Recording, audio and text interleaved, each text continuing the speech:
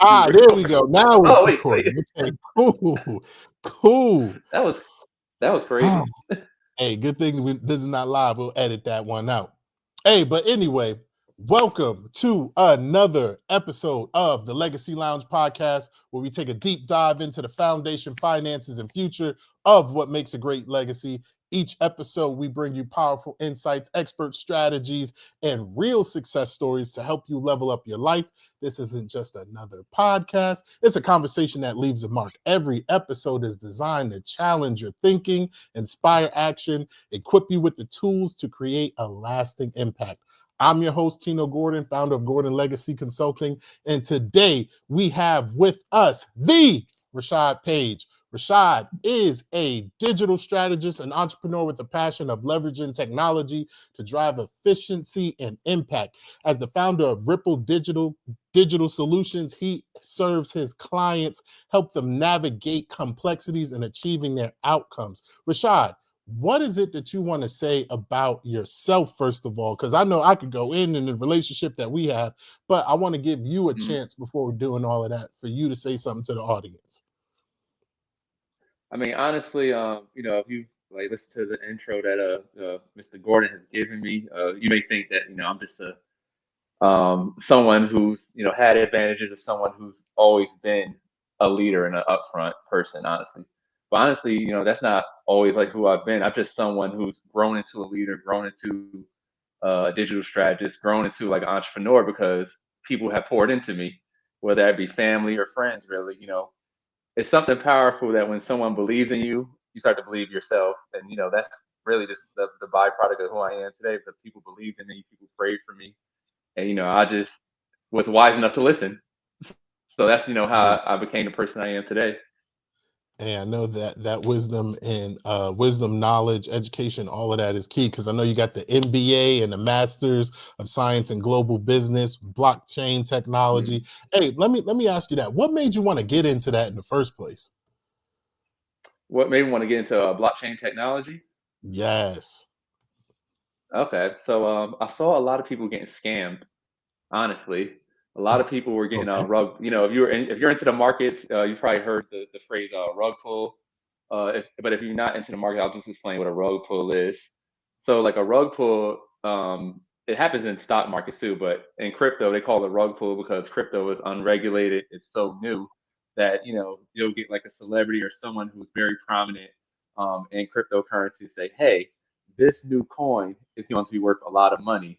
We're doing a pre-sale of 2,000 coins. You can buy into it, but you don't know as the person that's going to buy into it that there's already a bunch of people on the back end that have already Mhm. bought the token and are waiting for money to flood in a certain area. So when this money floods into a certain area, the value goes up.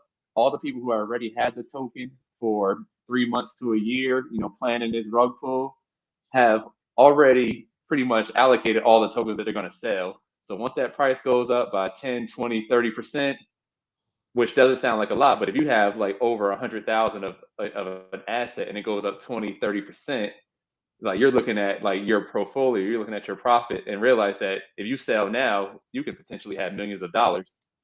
And what would happen is I saw like a lot of people getting rug pulled and I didn't want to be one of those people. So I was like, well, let me understand like the market from a technology perspective, from a business perspective. So that's really what made me want to go into the technology because we could all go on YouTube, listen to people talk about wow, this coin is going to be valuable, or wow, or what's going to happen in cryptocurrency. But I wanted some foundational knowledge that we know would just give me more discernment when it comes to what I'm going to invest in, time or money. Mm. So is that going back to like, a lot of people who are investing in the meme coins? Is that in that nature? Yeah, so the meme coin, I'm glad you brought up a meme coin, right? Because if you've been watching the cryptocurrency market, there's a particular popular meme coin that's going around now that a lot of people have lost money on. It Oh has man. something to do with the president of the United States. He has a meme coin, and a lot of people have lost money on that. But yeah, so a meme coin is actually just like the tool that is used for like a rug pull. Back in the day, you may have heard of like the Doge coin and everything, and A lot of people had bought the Dogecoin, and then people had forgot about it. But then a bunch of people were like, well, let's pump up this asset because it's not really well known. It has a funny name, Doge, and we think we could put some sort of marketing behind it, social media or otherwise. And a lot of people got rug pulled because people who haven't been paying attention to the market, they come in at the last minute. So like it's like you ever go to a party and you're the last to show up, and then it's only 10 minutes left, but everybody who's been there for hours has already got the experience that you wish you would have got when you showed up. Yeah. I mean, Yeah. that's exactly what meme coins and rug pulls are. Like you getting late to the party and everyone else already having the benefit of being there for a while. So where can people start to do their research on cryptocurrencies, like knowing like, okay, is this just a meme coin, is just a fad, or this is something that's going to be stable and consistent? Where would you say people should begin? So I think the most non-biased source to first start like your research is coin market cap. So coin COIN market MARKET cap.com. You just type in to Google market cap, and that's pretty much just like we have the S&P 500 with all like the most profitable like companies in the world and their stock values. Coin market cap is like that, but for cryptocurrency. And the Oh, reason I wow. say go to that is because once you start going to coin market cap and see the rankings of the different cryptocurrencies, first you're going to get an idea of like what cryptocurrencies are like the market leaders. So Bitcoin, Ethereum, Solana, Cardano, things like that nature. So if the cryptocurrency is at the top of the list in rankings, that means it has like a high market cap itself. It's been around a while, and then also that there's a lot of I would say like financial foundational investors like around it or foundational technologists. Like cryptocurrency right now is all about the team and everything. So like what team supports this cryptocurrency, what investors are putting their money into it, and not even like from an individual perspective when we talk about investors. We're talking about like what big companies are putting Bitcoin like on their asset class. Yeah. MicroStrategy is a company that they bought a lot of Bitcoin, and they bought Bitcoin because they realized that cash was losing its value, so they're using Bitcoin sort of to hedge that inflation part. But Coin Market Cap is where you want to go. That's like the first place I would go. Look at all the rankings of the cryptocurrencies. If you want to click on a particular one, it will show you on Coin Market Cap like what's the price action on that coin. Like in the last 90 days, is this coin up 10% or is it down 110%? And once you start looking at those charts and like looking at the stories and looking at where this coin is sold at, that's when you'll probably like start getting like a better understanding of like the market. Because these meme coins, right? That one of the things that makes it easy to do a rug pull on a meme coin is that it's not offered a lot of places. Um, Hmm. Tino, have you ever heard of Coinbase? Yeah. Yeah, so Coinbase, in America, they're the number one cryptocurrency platform, and I like Coinbase because when it comes to security, when it comes to like business practices, they're the market leader in America. I mean, they have a lot of partnerships with like major companies. I mean, the NBA has a partnership with Coinbase. If you ever watch a game, you'll probably see Coinbase at the bottom of the basketball court. They do a lot for the cryptocurrency like market as far as like education as well. Like I think like Coinbase like is like the number one platform that I would recommend if you want to start with cryptocurrency because it's not only you're buying it, you're also getting like education as well. They educate you on like what these coins are, like what do they do. Is this a meme coin? Is it not a meme coin? Is this an investment coin? Is this a social coin where this coin is used just like in video games to buy certain things? Like you probably heard of Hmm. NFTs. Yeah. Certain NFTs can only be bought with certain cryptocurrencies. So I would say first coin market cap, and then go to Coinbase, and then just go to YouTube to understand the market as a whole. Okay. Okay, let me ask you this. So with your background in blockchain and digital strategy, what's a common misconception that people have about these technologies? I think a common misconception about it is that you're going to get rich overnight, like using these technologies. It's Oh man. like that's a common misconception, right? And I think it's a common misconception because people get on social media, they'll get on Instagram, Twitter, Facebook, talk about, hey, I put $1,000 in today, and then I put $1,000 in last month, and now it's $2,000. Honestly, you probably just got lucky. Like you just got in at the right time. And if you know about investing in markets and everything, they always say time in the market beats time in the market. So Yes. like if you have years and years into the market, like you're going to at one point catch a wave that's going to ride you up. You may spend 5 years losing money, but your 6th year you may make a lot of money, and Hmm. and everyone is banking on them making themselves like money in the first year. Yeah, that And that I'm not even I'm reminds not me even of. saying it from a Go ahead. I was gonna say I'm not even saying it from a perspective of like I have this degree so I know better. I'm saying it because I was one of those people. I learned about cryptocurrency in 2017. I put $300 into Ethereum. Like the next week, it was like $900, and then the next month, it was like $150. So you see how how much it's like. And then so in 2021, I get a little smarter, right? So I'm like, okay, so I know the coins. I have a foundational understanding of what these coins are, right? But then what do I do next? I go into leverage trading, right? So if you know anything about leverage trading, if you have an asset, you can pretty much like up the leverage. So if you have one Ethereum coin, they'll grant you like 10x. So they'll grant you 10 Ethereum coins to trade with. But the problem is when you do that type of trading, it's like it's easy to lose your one coin very swiftly with the market shifts. So you may come in at 1,500, the coin may only go down to like 1,300, but by that time, because you use leverage, you could have already lost your one coin. But if that one coin is worth 1,500, you just lost $1,500. Whew, whew, man, And you know, that's hey, a when tough looking at them ride. charts and you got some money running, I'm telling you, it'll affect your mental health. The misconception is like you're not gonna get rich like overnight, and even if you do, you gotta have the grace and humility to know that you just got lucky. You are no different than the person that just hit the lottery. And we love people that hit the lottery. It's a great story. They put some numbers in and they get $100 million or whatever the Mega Millions or the Powerball is. But your chances of hitting the lottery are very slim. Just like your chances of putting some money in cryptocurrency and getting rich the next week. Yeah.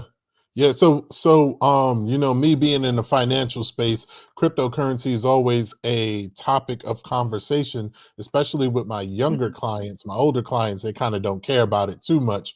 But some of the people that I talk to, they're like, man, I'm all in on crypto. Like I got 100% or 99% of my money in crypto. And me Mhm. personally, I'm like, ooh, that's a gamble. But what are Yeah. your thoughts on that? Um, so when it comes to like, if you have money to spare and put into the market, right? I would say don't put all your money into it, right? Because like I said, when the market crashes, and cryptocurrency is very volatile right now, the market crashes a lot. You don't want to lose your money, or if you can't stomach like a 10%, 20% like dip, like in a week or sometimes in a day, then you probably shouldn't have that money in there. I mean, you're in finances, so I think you wouldn't even recommend everyone, like if they have money to invest, you wouldn't even recommend everyone putting their money in the stock market. If you can diversify your asset class, do that. You own a Mhm. home, that's one asset class.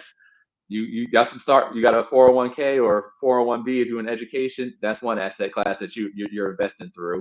If you got some money for cryptocurrency, go about it. And like the reason, I got my degree like, in blockchain technology because I see it more so as a long run play, right? So like in 10 years and everything, with the degree and with the knowledge and everything, I'm going to be better suited to understand what this market is and what this technology is doing at that point. It wasn't like a get a degree today, get rich tomorrow type of plan. Okay. Okay. So I know you got Ripple Digital Solutions and you're focusing on government contracting. Now, do Hmm. those two areas overlap or merge at all? We talking about with blockchain and my company. Yeah. So not at this point, right? So like my my position with Ripple Digital Solutions is that I believe in cryptocurrency. I believe in investing, in multiple asset classes, right? But how do you get the capital to invest? If you have a job, your job is only going to be able to pay you a certain amount for, what they believe you're worth and everything. But having Hmm. a job isn't the only way to secure your finances. I always Yeah. I was watching I watch YouTube a lot, right? So a guy once said on YouTube was like, if you're good at something, right, you should be getting paid for it, in more than one way.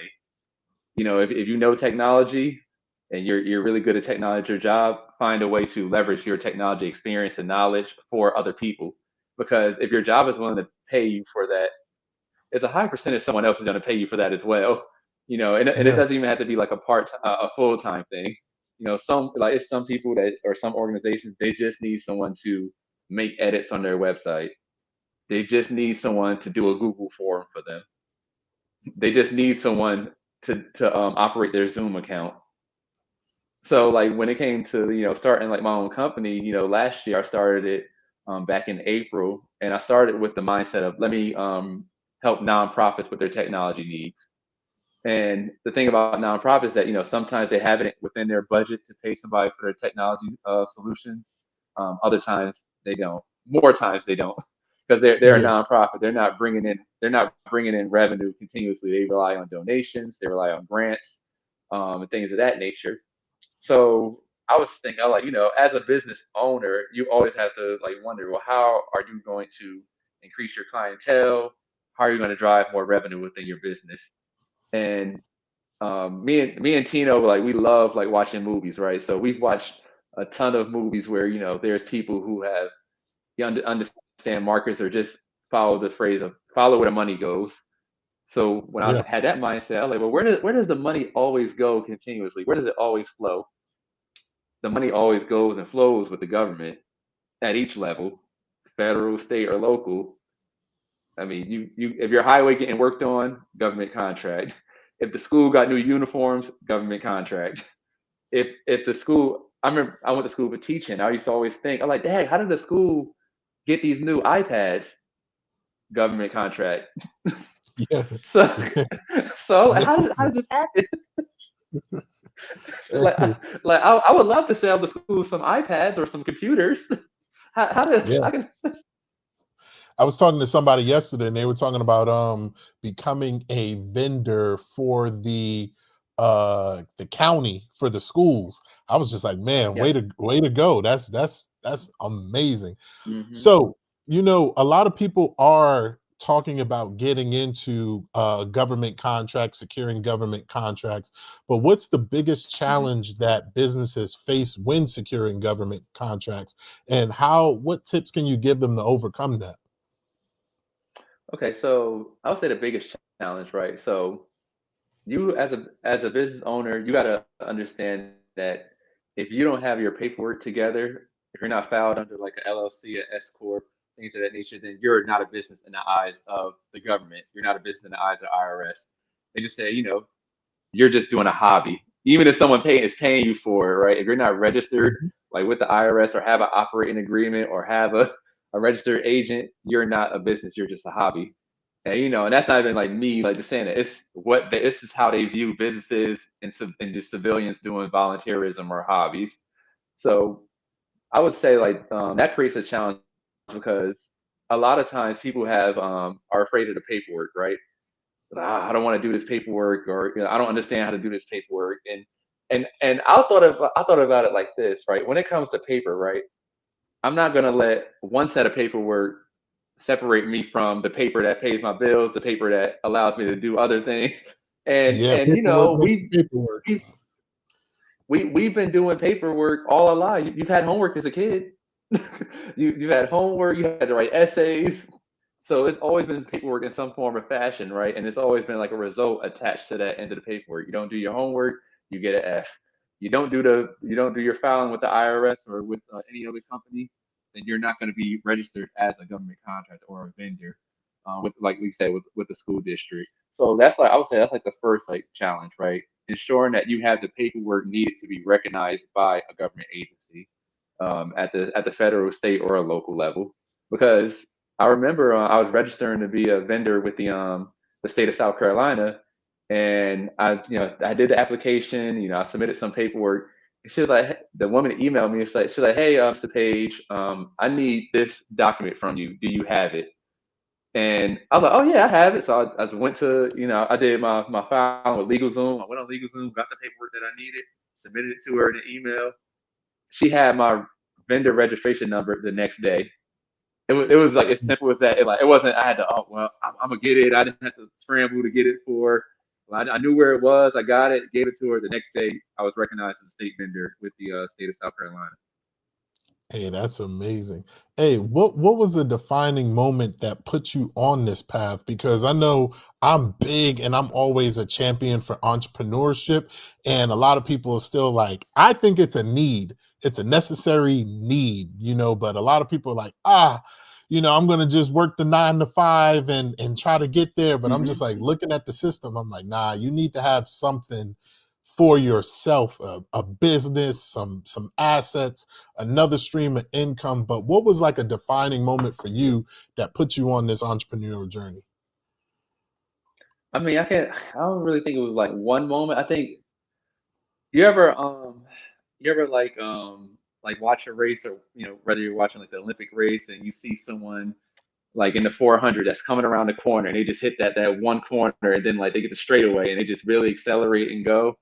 I Yeah, felt like for the last like couple years and everything, that my life has been me coming around that corner and like coming around the corner. I got my MBA in 2021. I finished that. Then I went to the global business, the blockchain route. So that corner is really just winding me up for my straightaway, right? And the straightaway is the entrepreneurship, because I feel like the entrepreneurship is where I'm going to win the most financially.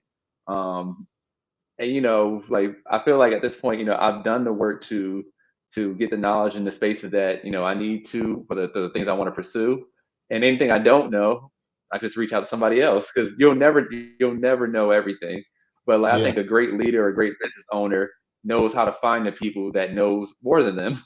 yeah, Like, I went to business school, but I'm not a CPA, so I'm gonna need an accountant. I've read business documents, but I'm not a lawyer, so I need to find like a lawyer.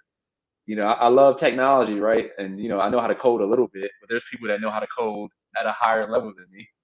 And I think when it comes to entrepreneurship and everything, it's just me sort of realizing where I was like on the track, realizing where I was on the board and everything. And I think those are like the defining actions and moments really. And I tried, I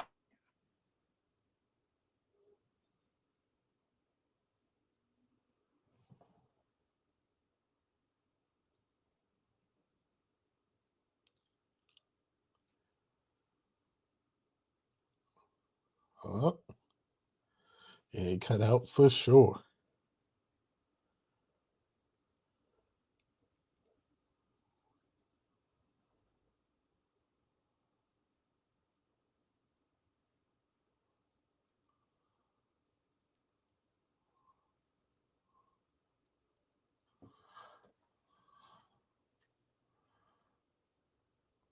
tried the get a degree, get a job and everything, but the